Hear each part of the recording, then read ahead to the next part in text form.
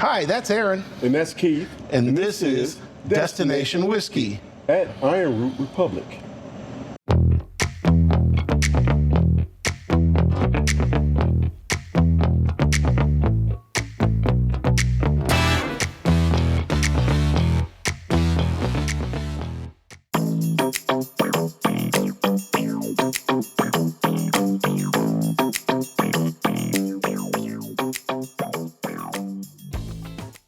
Aging, really, when it comes to whiskey, kind of takes place in two distinctive parts. You have the extractive part of aging, which is actually what you're going to absorb out of the barrels themselves. And the other part's all the esterification, transesterification, all the crazy chemistry that takes place in the barrels over the course of years. So we'll talk a little bit first about the extractive part of aging. So once we get that whiskey in the barrel and we've plugged it and we've set it back here, this room is naturally just going to heat up and cool down as it does outside.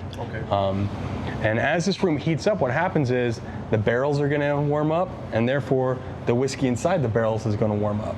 And when you heat liquids, they expand. And when you're inside of a barrel, you only got one place to go. So what happens is that whiskey is actually going to force its way into the oak. So you can actually see here, all the inside of the barrels are going to be charred. This would be char 1 wave stave barrel right here. But what happens is you char the barrels for a couple of reasons. Number one, it makes it really easy for the whiskey to penetrate into the oak when you do that. But also you create a little tiny carbon layer on the inside of the barrel. When you do that, when that whiskey is passing through and then when it cools down and it's coming back out, it's passing through that little carbon layer. So it's like a little carbon filter on the inside of the barrel that helps remove impurities out of the spirit or things that it's absorbed from the wood that are kind of things you don't want in the whiskey. So that's really important to have in there as well. But perhaps the most important reason for actually charring the wood is that oak is actually a lot like maple. It has a bunch of sugar actually in the oak. And so when you char and you heat up the oak, you actually caramelize all those sugars in the oak. That way when that whiskey penetrates and it gets in there, it's gonna start absorbing all those wood sugars. And then when it cools down at night, it's gonna contract and pull all those sugars back up through it. Now, it's actually the water portion of the whiskey that's actually going to absorb a lot of those wood sugars. That's what's water soluble in the oak. But there's also a lot of compounds that are actually alcohol soluble, so you need alcohol in order to absorb them. And one of the really cool compounds found in oak is this compound called vanillin, which is the exact same compound that's found in vanilla beans that gives vanilla its flavor. So if you've ever tasted a whiskey and been like, oh, there's some like caramelly, vanilla-y notes in there, that's because that is actually physically in the whiskey itself. It's not things we're comparing to like memories and other kind of tastes and stuff we've experienced in our life. Those things are actually physically in the whiskey itself. So yeah, kind of fun. Now, the other really fun thing you get out of oak is actually the color. So if you ever wanted to know why bourbon is brown or whiskeys are brown or certain rums are brown or certain tequilas are brown, it's because they have actually absorbed that color from the oak itself. So that's why they're that color. When they come off the still, they're actually clear, just like vodka. So yeah. So the longer you leave it in, the darker, or does the char impact that more? So a lot of people think that the char impacts it, but the char itself is actually, it's a filter. It's actually just going to pull things out. So where you're going to get that is actually from the certain tannins and stuff in the oak is actually going to give you a lot of those colors. But what makes the whiskey darker is actually a couple different things. Number one, the longer that whiskey's in the barrel, the more it's going to absorb those compounds out of the oak, so that's going to pull more color into the whiskey itself. But one of the other things that's really important that people don't talk about of what contributes to how like dark the color is, it's actually how much evaporation you've had. Because a barrel only has so much tannin to give, but once you start evaporating more and more whiskey out of the barrel through the angel share over the course of years, you're actually concentrating all of that kind of that tannin and all those oak coloring into a smaller amount of liquid. And so the longer it's in there, the less liquid's in there, the darker it's gonna get. Which is one of the reasons why Texas whiskey typically is so dark compared to like whiskeys out of Kentucky at the same age. More heat. Yeah, the heat's causing you to evaporate more liquid out, so you're concentrating it down. So you have a little bit more interaction on a daily basis, and then you're basically contracting that to a much smaller amount of liquid at the end of the day. Because when you look at angel share in Texas, depending on where you are in the state, because It's very big. We have very different climates in different part of the state. But for us, our average angel share in a 53-gallon barrel is about 9% a year. Where in Kentucky, it's somewhere between 3 to 5 typically. Wow. Now, for us, about 5 years ago, we switched from using 53-gallon barrels to the majority of the barrels we're going to use now are 65-gallon barrels. Okay. So and that's naturally going to help us slow down angel share a bit. So our natural angel share in a 65-gallon barrel like this guy is about 6 to 7% a year. So it actually shrinks it a little bit. Now, if you go farther south to where Garrison Brothers and Balcones are, you can see upwards of 11% a year. You go all the way down to Mexico, to Guadalajara, Jalisco, where they're aging tequila, they'll see 1.5% loss a month out of a barrel, which is crazy. You want to know why añejo tequilas get expensive real quickly? That's why. Because they evaporate so much out of their barrels. Okay. So yeah. So what's fun about liquor is that we don't actually have to physically rotate the barrel, like unlike you would do with wine, because we actually want there to be an air gap in the barrels, because that oxygen is actually going to help us with certain chemical reactions we're trying to achieve in the barrel. So we don't have to rotate the barrels. Now, some people will move them from different parts of the warehouse, like Maker's Mark. We'll talk about moving different floors. We don't do that here, and the reason why we don't really do that here is because our goal is not to try to age everything uniformly.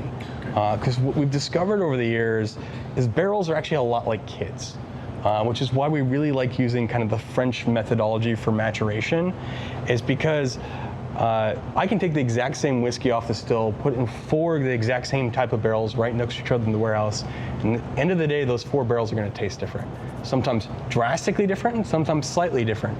But once you start seeing kind of what flavor profiles are developing, certain flavor profiles will do really well in certain conditions. So if you treat everything the same, it's going to be really beneficial to certain flavor profiles and detrimental to others. So especially more nuanced flavor development here in Texas, a lot of your fruitier flavors or a lot more of your big caramel flavors, they can get dominated by oak really easily. And here in Texas, we get oak fairly easily. So for barrels that we know that we're going to need more time, that may need 7, 8, 9 years of aging to really fully develop, we're actually going to keep those barrels more in the center of the warehouse and much lower. We'll also add water to the barrels as they age to prevent them from going too high in proof, because we want to slow down the kind of the tannin extraction into those barrels so they can have time to really fully develop. Whereas your big oaky spicy barrels, they can handle anything you're going to throw them. They're more your type A personality kids. Like they can handle, they know exactly who they are, what they want to be from the very beginning. And those guys, they're going to be more on the outside, because those barrels, we may let them go up to 140 proof in barrel. They're going to be the big backbones for any of the blends that we're doing here at IronRoot. Yeah. So I notice all these barrels look new, and if I remember right, that's part of being a bourbon. It has to be aged in a new barrel? Brand new charred oak barrel for a bourbon, yes. Right. So same thing with rye made in the United States. To be a straight rye, it has to be in a brand new charred oak barrel every single time. Now, you'll see here, like those barrels over there, let me look a bit darker. These barrels have been kept in this warehouse, which is very clean, so they don't get dirty looking very easily. So it's, when you're in big, dusty, open warehouses, then you're going to get a lot more water, which will cause a lot more of those kind of conditions to happen. Then do you sell the barrels? Because I know is it scotches and stuff use bourbon barrels to age their products? So yeah, about 80% of our barrels will resell or trade to other distilleries around the world, or breweries or wineries. So most barrels have a pretty lengthy life. A lot of barrels, they'll be used for 60 to 80 years before they get retired fully. Wow. And you use them for 3 to 11? Yeah, we'll use them from 3 to 11. Again, who knows, maybe longer on some of them, but anywhere from 3 to 11. And then we'll take about 20% of the barrels we'll reuse to make single malt or an Irish style whiskey or a corn whiskey or something like that. And the other barrels will get traded off, so we get like sherry barrels or port barrels. Like you look at this big port barrel right here, that guy was originally filled in 1968 and is still in use here. That's when I was born. Yeah, there you go. Really, really fun. You're talking about the big one on top? Yeah, the big i3? one. Yeah, the big one on top. The i3. And what's that big one right behind it? What is that? So that is actually a foeder. So our oldest brandies are actually in that particular tank right there. And it's because once our brandy, for us, once we've gotten like 5 or 6 years in a relatively new barrel, on brandy here in Texas. It's got enough oak, and so we don't want to dominate or overtake everything with oak. So what we do is we put it into a bigger barrel like this guy to slow down the extraction and actually allow it to continue to develop and allow it to continue to age. So, Okay, look what I found. There's a big bell right there. Yeah. Is there a story about that? There is. So this is actually a tradition that actually comes from cognac. And it's one of my favorite traditions that they have. So in a lot of cognac houses, they'll actually have a bell that will be hanging there that they'll ring pretty much every day. And the reason why they'll have the bell in there is because sound waves, they go in all directions, they penetrate everything, and it's supposed to represent kind of that connection of the past, the present, and the future. Because that's really what a barrel house is. You look at, especially the guys in cognac, some of those houses, they have barrels that are still aging that their great-great-grandfathers made, that their grandfathers made. And a lot of times they'll talk about how, a lot of times they're making the spirit not necessarily for themselves, but for their children and grandchildren. Now for us, we actually installed the bell last year. We ended up losing a few people who were really close to us at the distillery that actually had supported us from very early on. Without their support, we wouldn't be here to this day. And one passed away from a brain tumor, another one from a fire. But we wanted to kind of make sure that their memory continues to get honored, that we remember that some of the barrels are in here because of them. Okay. And so that's why we initially installed it. But when you sit here and you ring that bell, you're also realizing that everything in here, it's not just made by the people that work. It's not just my brother, myself, my mom, or any of our distillers. It takes an entire community of people to make what's in this room happen. It takes the coopers who are making the barrels. It takes the guys who chop down the trees. It takes the people who actually planted those trees more than 100 years ago. It takes the guys at the water treatment plant. It takes, you guys coming up here to listen to me blather on for an hour about whiskey. That support, without it, we wouldn't continue to be able to do what we do. And these things wouldn't be here if it wasn't this entire community of people. So before we do tastings every day, we make anyone who's up here actually has to ring the bell and kind of join the family. So that's what you're going to have to do right now. Okay. Do it right now? Yeah, do it. Outstanding. I need a handshake for that. Welcome to the family. Yes, thank you, thank you. We're not big enough to do what I would call large batch, because that's going to be hundreds of barrels at a time, and you're talking, we have about 2,800 barrels total. Now, So technically, everything is small batch. And Everything. that's just a selling term because who really knows what that is. There's no and standard for that. it's different things for different distilleries on that, but So I guess my question was, have you barreled something that is going to go into a bottle without being mixed with anything else? so yeah, I mean, we do, as I was talking about earlier with a little bit, that the barrels are a little bit like kids. And there's some that have kind of really unique flavors that you'll find as they kind of, because what we do that's a little bit different than our friends in Kentucky is after a barrel hits about 1.5 years of age, we taste every single barrel about every 4 months. And we start tracking kind of the flavor development, because really about 1.5 years is when the baby fat kind of starts melting away and the personalities will start coming out. We can kind of see what they're kind of doing. And when you're doing that, you'll start identifying barrels that are start going in some really interesting directions. And so, yeah, certain barrels will get set aside of like, hey, this is going to go into the single barrel program, or this is just, this is going to be something that'll be a backbone of certain blends or whatnot. So they'll start kind of getting categorized like that. So then, as you say that, the intent when they go into a barrel is not for it to become sleight of hand or... It just depends, to be honest with you, because you look at, so sleight of hand and like assemblage and Saints Alley, those are all blends. So they're going to use about 10 to 20% of the whiskey in that bottle will be one of the ones we distilled ourselves. Okay. And then the rest of it will be some of the mixture of these different source barrels that we have in here. So that line, which we actually didn't even start doing until basically 2021. Okay. Most distilleries, they start out with blending and sourcing.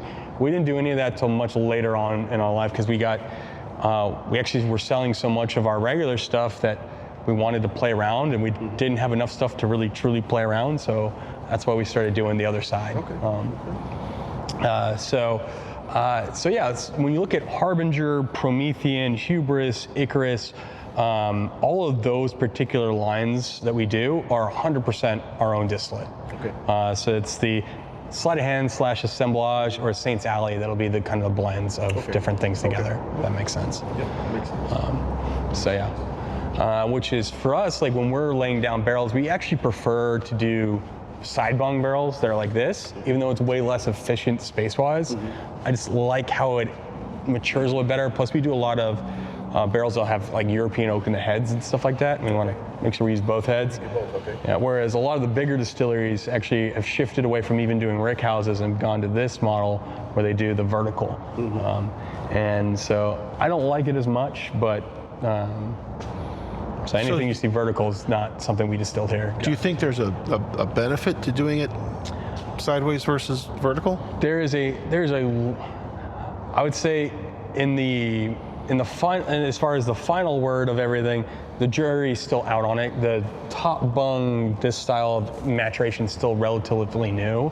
So personally and just anecdotally, from what we've tasted and we've seen, I really do prefer the side, because there you get a lot more air movement around the barrels, and it tends to help develop some of the flavors that I personally prefer. And then especially if you're using different head types on the barrels, if it's vertical, you're only using one of those heads and the other one's not getting used. So for me, I personally like that. And so when you look at like the palletized versions, they are much tighter stored, so you get a lot less air movement around the barrels, and I think air is really beneficial for maturation of spirit. So are those filled? Yeah, those are all filled. Those are all filled.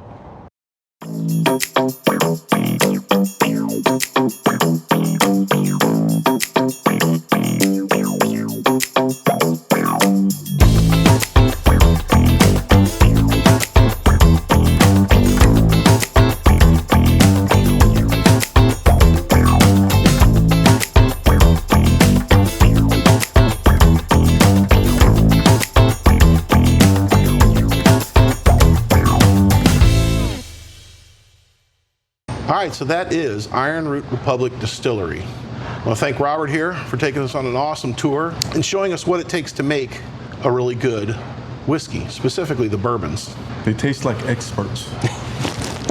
I like it. I like it. So thanks a lot for watching. Please hit the like button And don't forget to subscribe so you never miss a future video. of Destination Whiskey.